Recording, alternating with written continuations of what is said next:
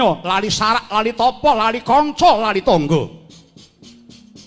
Akeh wong pinter, imane minger, wong wasis lambene lamis. Panguwasa kinarya gada orang iman marang jabatan tanda tangan nggo golek pangan.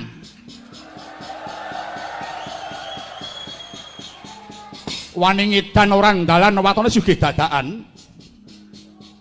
Golek duit kakean sanggit, golek kurup, carane korup, golek bathi kanthi kolusi.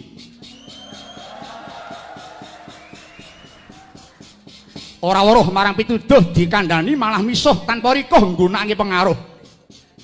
Duit negara nekat digasruh, rakyat kisruh ya mbuh ora weruh. Wong temen malah kademen, wong jujur akeh sing nganggur. Bener becik malah kecilik, ulangi guru ora ditiru. Masjid gereja ora disobo, kiai ngaji ora dijani, tutur pastor malah kesingkur, pilih main kertu karo mendem saben bengi.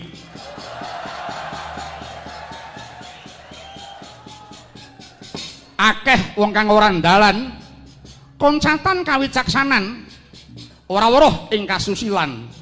Pernatan